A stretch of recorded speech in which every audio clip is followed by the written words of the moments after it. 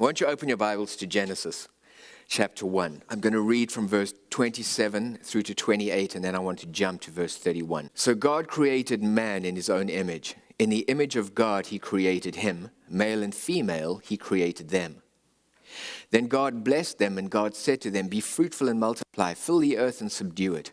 Have dominion over the fish of the sea, over the birds of the air, and over every living thing that moves on the earth." If you jump down to verse 31, it says, "Then God saw everything that he had made, and indeed it was very good."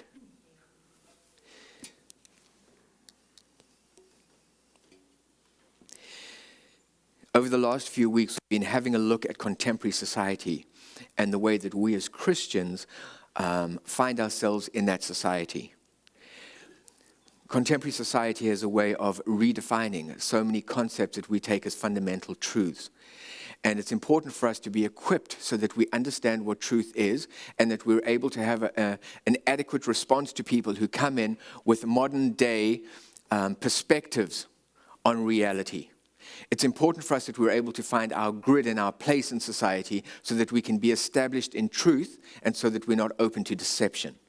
So I want to continue with that this morning, and I want to speak on something that I've titled Masculinity, an expression of divine nature.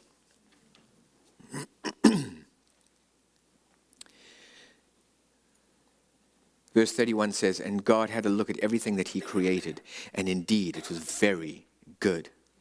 Nothing happens in God's economy by accident. When God created everything, God had a look at specifically what it was that he was looking for, and God created everything with an idea in mind. Everything was created with a specific function and with a specific purpose. When God created it, he knew why it was there. He knew why he was introducing it into reality. He knew why he was putting it into the earth. Everything was created with purpose. Everything was considered. There was nothing accidental where God woke up one day and said, "Gee, I didn't realize that had taken place. Gee, I forgot about giving that some sense of purpose." God knew why everything was created and the reason that it was there. It speaks about the fact that God created man. God created man. He created man, male and female, he created them. When it's speaking about God created male and female, what it's talking about is, it's talking about the dusty parts of our being. It's talking about the physical aspects to who we are. It's talking about those physical attributes, and in a broader context, the intellectual attributes that we have that separate us as genders. He created male and female. If you have a look at a man and you have a look at a woman, you're able to recognize differences to who they were, to who they are.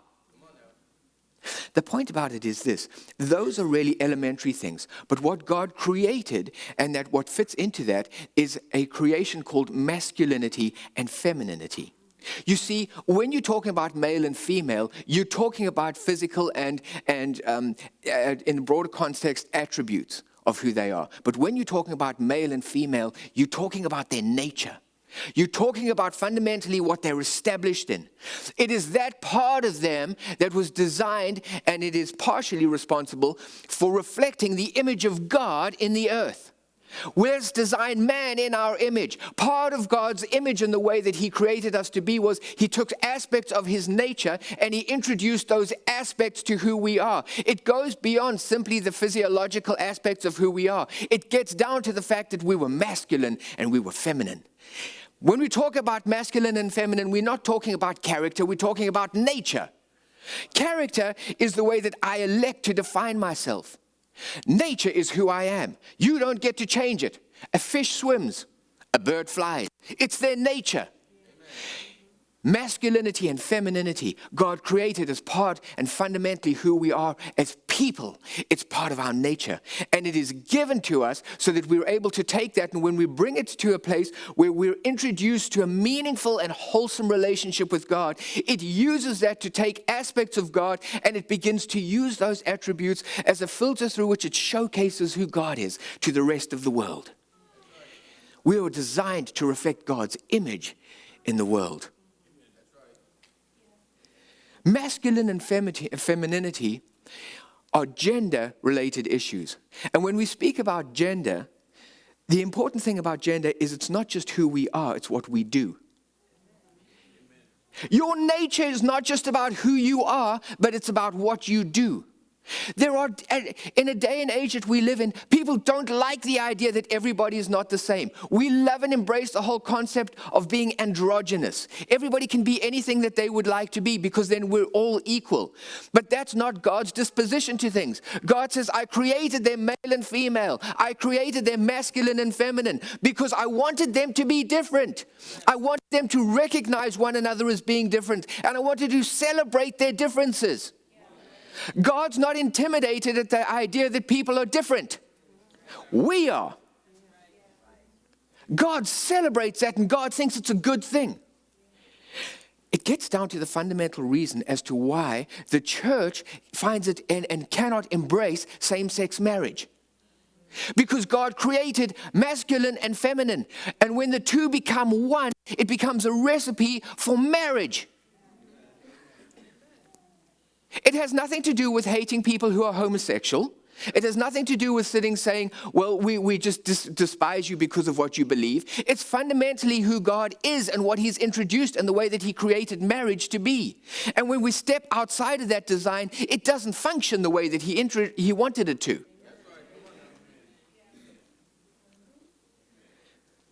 Masculine and feminine is more than just who we are.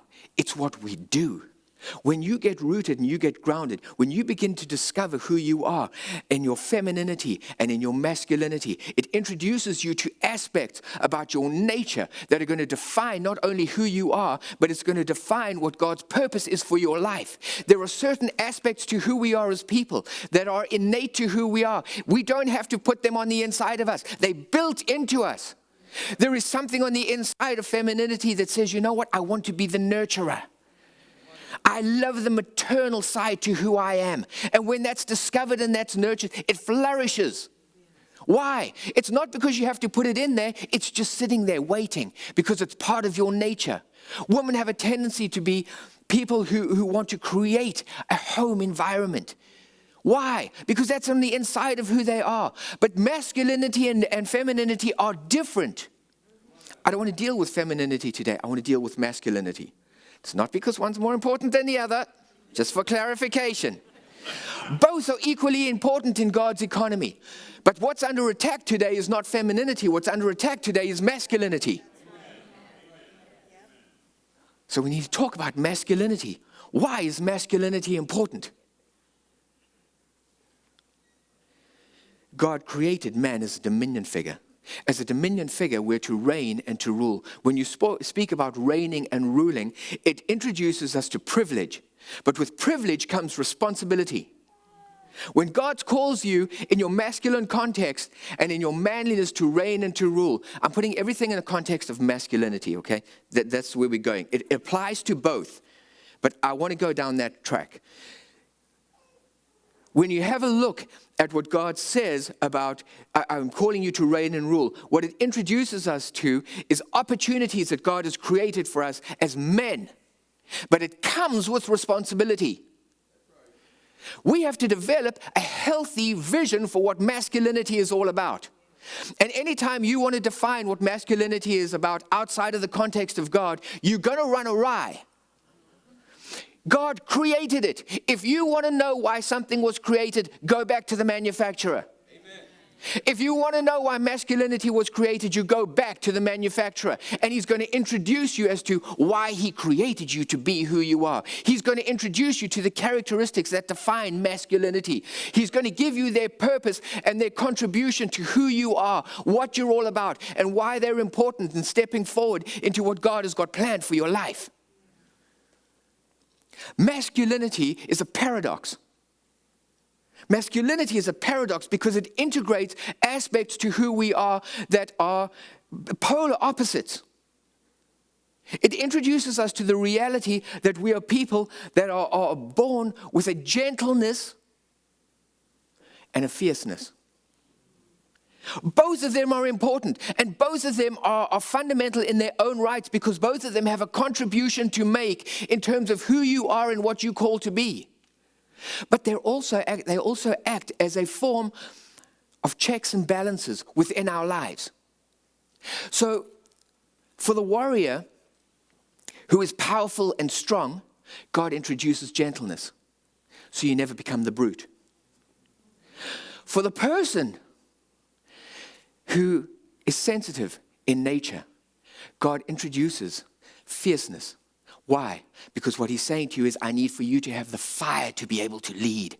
I need for you to be a person who can give direction to where things are going. I need for you to be at a place where you understand your masculinity and you're able to step into that in a powerful way.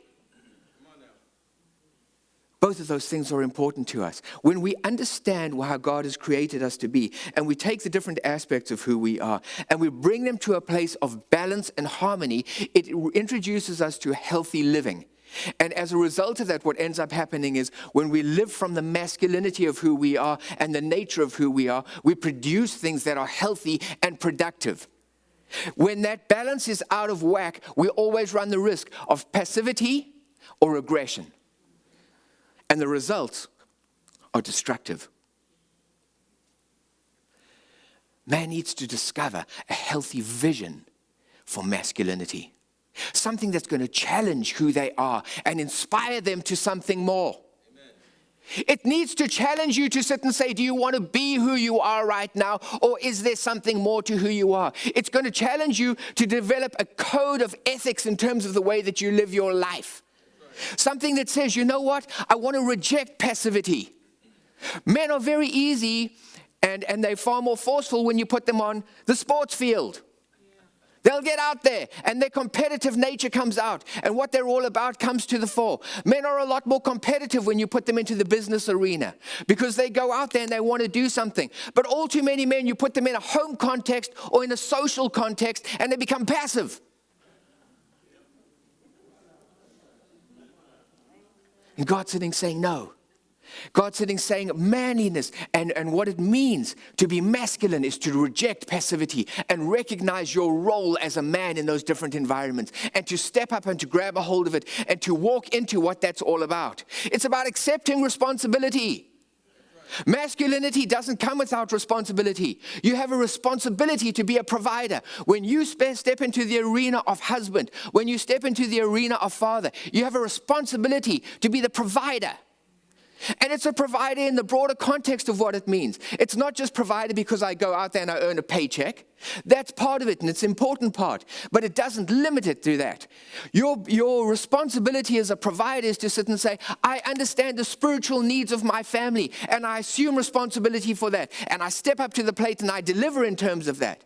I understand where the family is, and I anticipate future needs and where we need to be. I take care of those things because in anticipation of that, I've made provision for it. I'm a provider. I'm a protector. I step up to the plate. I assume responsibility for what I am to do. I'm to lead courageously.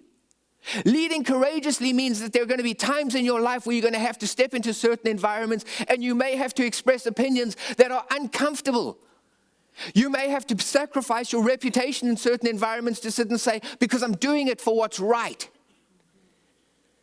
Why? Because I'm leading courageously. I'm sitting saying, I understand what the future is. I understand the vision for where we're going. And I'm committed to that. And my responsibility is to lead us into that. My responsibility for my own life in terms of what God has given to me and the vision He's given to me for where I need to be. I have responsibility for leading myself into that. What does it mean? What does it translate into? What are my responsibilities? What are my actions? Grab a hold of those things. Live in the expectation of great reward. Live in the expectation of great reward.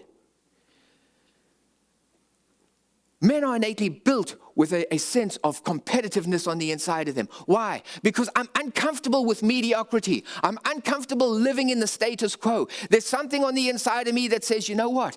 I think I can do better than this. And quite honestly, it even extends to, I think I can be better than everybody else.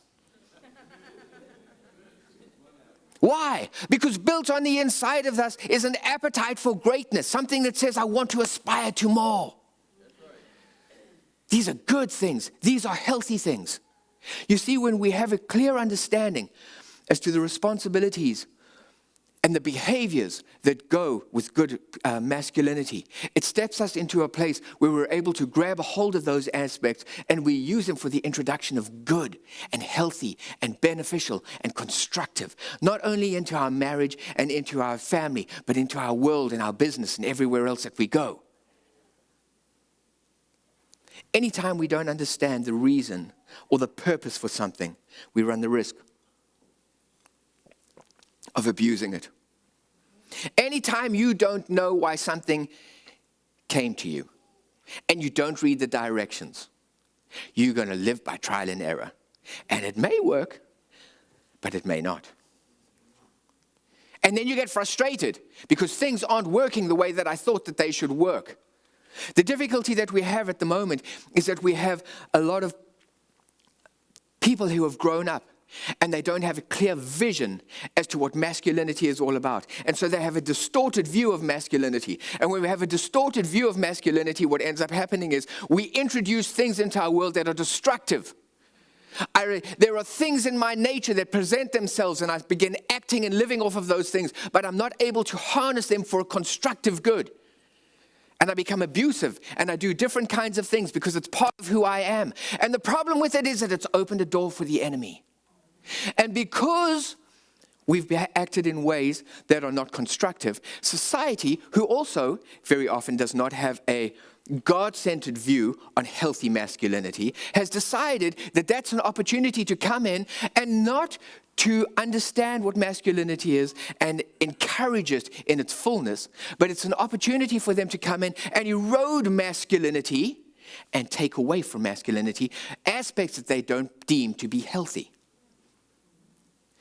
The American Psychological Association, on their website, has practically declared masculinity to be a mental illness.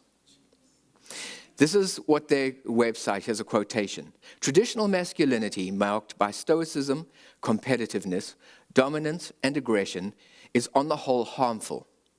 Our job as therapists is to remove all but the ideologically sound masculinities from boys and men, and specifically remove masculinities that involve competition, aggression, strength, and power. There is a justified, in their context, attack on masculinity. We have feminism. Feminism in the old days used to be about equality. Feminism was a fight to sit and say, men and women are equal and we want to be viewed equally. Feminism used to be about the fight to sit and say, women want equal pay with equal men. The fight for feminism used to be about, we want to have the right to vote. The feminist movement used to be about equality. But that's changed because since we've stepped into an arena where we basically have equality, it's very difficult to justify our existence. So what we've done is we've morphed that forward, and it's no longer about equality anymore. It's about sameness, homogeny. What it's really saying is we don't like aspects of masculinity that are at odds with femininity. And so the attack of feminines nowadays is to take those aspects of masculinity that don't represent themselves in femininity and to eradicate those so that we all look the same. It's making masculinity far more feminine in its context. The University of Texas has decided that masculinity is also not very helpful. And so the Counseling and Mental Health Center for the university has suggested that masculinity is problematic and that masculine men are too competitive and not emotional enough. And they're too aggressive. And so what they did is they put together a poster campaign to address this issue. This is one of the posters, Richard, that they put up.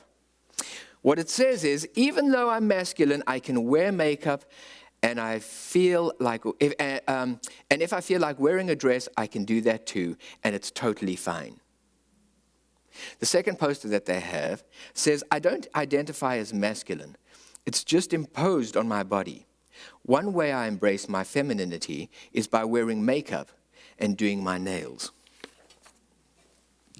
The challenge with it is this. Is the suggestion that we're supposed to become androgynous? The second poster has a totally warped perspective of what masculinity is all about. The thing about it is this: God has called us to be masculine and feminine fundamentally in who we are.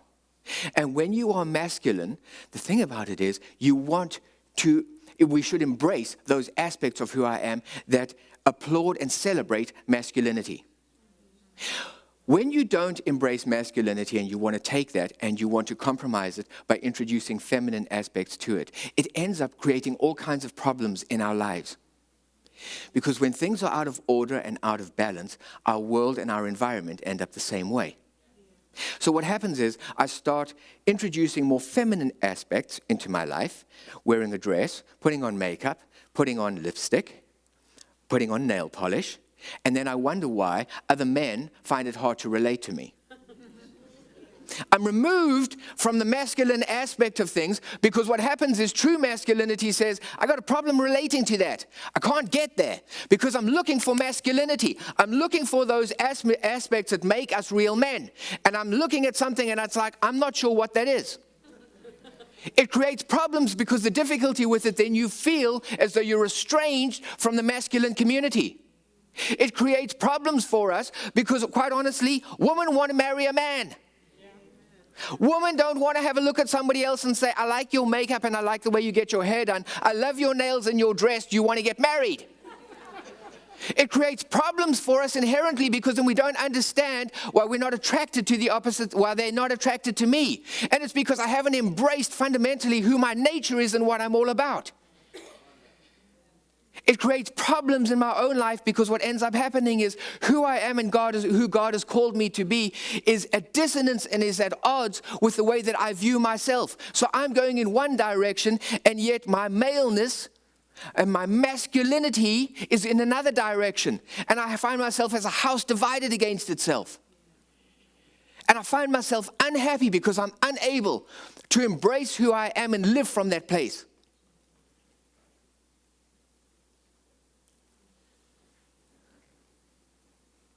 Proverbs chapter 19. Is it 19:28? Proverbs 29:18 says, without a vision, people perish. Without a vision, people perish. The challenge with that is this: if we don't have a healthy vision for masculinity, what ends up happening is we move to a place where we live a compromised existence in terms of who God has called us to be. God has set up a program in order for us to walk into healthy living. And one of the key components to that is a healthy family unit. The attack on the family goes much more than just about fragmenting a family unit. It gets down to being able to understand the children growing up in that environment and being able to affirm their femininity and their masculinity in that context. And so what ends up happening is when we don't affirm that and we're not at a place where we have a father figure that is part of the household who's able to recognize the son and work with the son and introduce him to healthy masculine realities, our view and our perspective of masculinity gets compromised. And then young men end up in one of two directions. First, the direction is we end up with people who adapt more of a passive approach. And so what ends up happening is I don't view myself as in a masculine context in the traditional sense of the word. I find it difficult to relate my self-image to what masculinity is all about.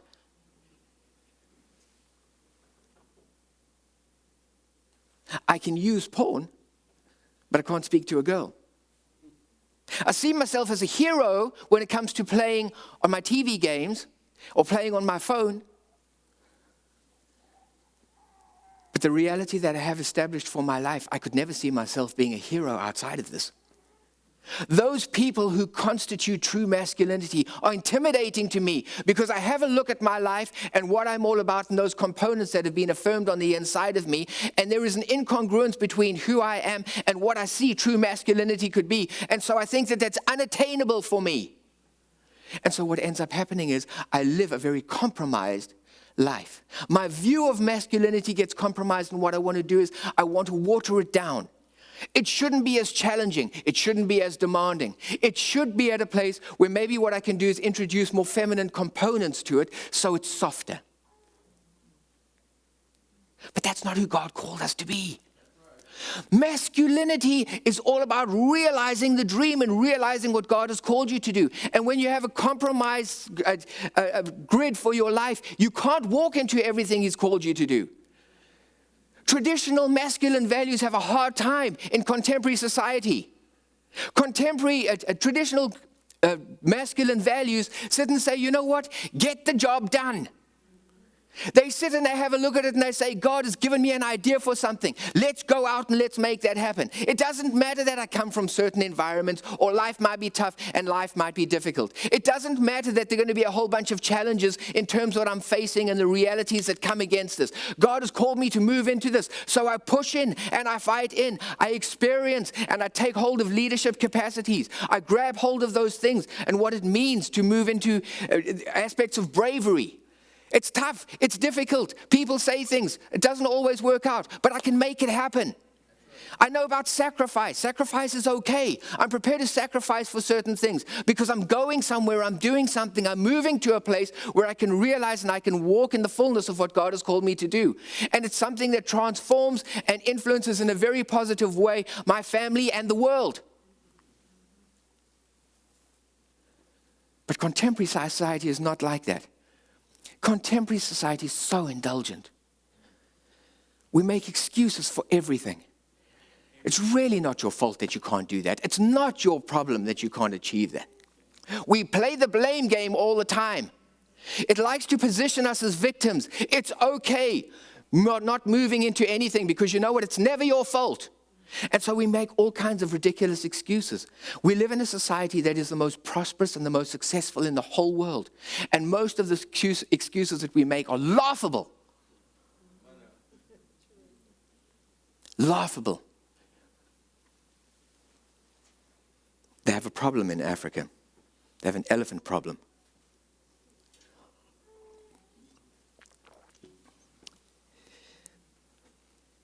Elephants are big. Elephants need a lot of space. And when elephant herds get too big, it's not like the good old days where they had free roam over all of Africa, because they live in reserves and they live in parks. When the elephant population gets too big, what they end up having to do is they capture young elephants and they move them to other parks where the elephant population isn't as robust. The challenge is, what they found is, over time, they ended up with a situation where they had a whole bunch of what they commonly refer to as rogue elephants. These were aggressive elephants, aggressive young males that went out and were destructive. Destructive in the park, destructive with villages around there, and were actually a hazard and a danger to people. And when they did some research, what they discovered was the problem is that they had taken them out of their family unit and they had put them into a place where they were to discover what it was to be a male bull elephant, independently of any other masculine influence. The result of it was they had all of the stuff that came up on the inside of them that they were reacting to and they were responding to. And they never had any bigger male influence to slap them around a little bit and say, you need to understand how to control that. You need to understand that it's there for a reason. You need to understand that it's there for a purpose. But until you understand the purpose for that, you have a tendency to act on it. And the result of it is that we end up in situations that are destructive. There's a problem in our society today because there are too many men who haven't stepped up to the responsibility of what it means to be a father. We have too many broken homes. And the result of it is that we have too many young men who are growing up in environments where they do not have healthy masculine influences on the inside of them. The result is that they're exposed to all these realities of what it means to be masculine, but they don't know the purpose. They don't understand how to channel it, and so they use it for unhealthy causes.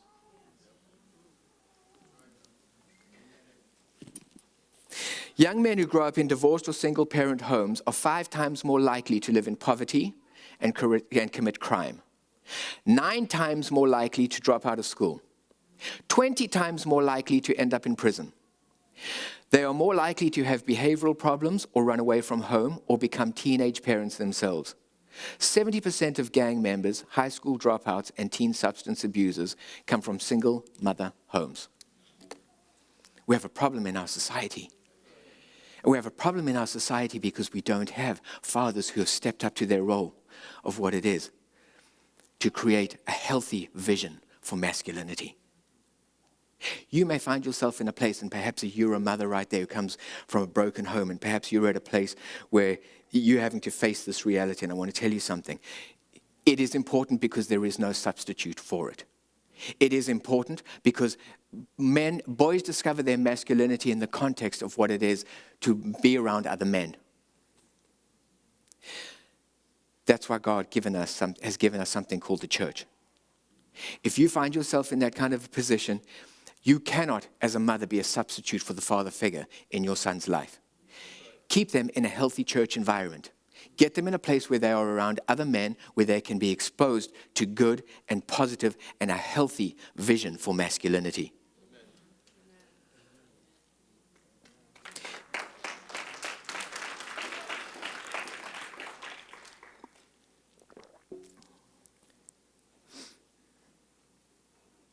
There is a war going on. Part of the war is about political correctness, and part of the war is about sexual politics. But the real war is against the image of God. You see, gender is quite strongly related, in fact, is totally related to theology. Theology is the study of the nature of God. It's the most fundamental of all sciences. Our masculinity and our femininity is rooted and grounded in the nature of God. That's part of who He created us to be.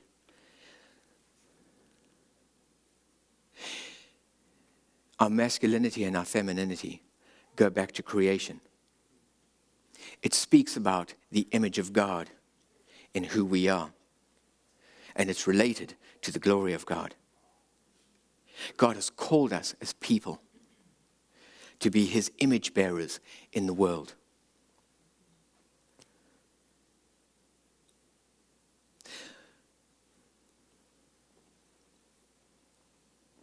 The most dangerous attack on God and His relationship with mankind.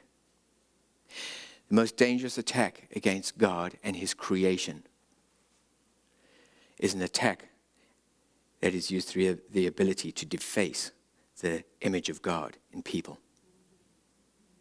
When you change and you affect and you begin to compromise the nature of who God created people to be, you begin to compromise the way that God is reflected and evidenced through them in the world. Masculinity, healthy masculinity, is a good thing.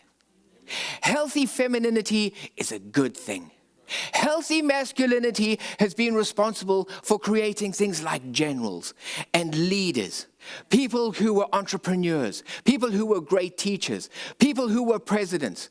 So much of society that we experience today is as a result of the contribution of masculinity that has informed men and brought them to a place where they've had an influence in society.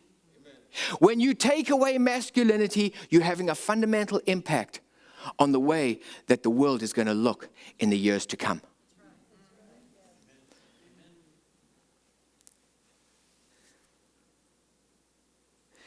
There is an attack from the world's perspective to remove God and God's influence. And one of the key ways that they want to do it is by attacking the nature of God in the world. And they're doing it by attacking masculinity. Masculinity is good. Masculinity is healthy. As long as you understand the purpose for which it was introduced. As long as you understand the reason that God introduced it and gave it to you. And when we live in a good, solid relationship with God, not only does He introduce us to our masculinity, but He begins to unveil to us the different components of what that is. And he gives us context as to why it's valuable and why it's such an important contributor to who we are and how we're supposed to take the image of God and evidence it in the world.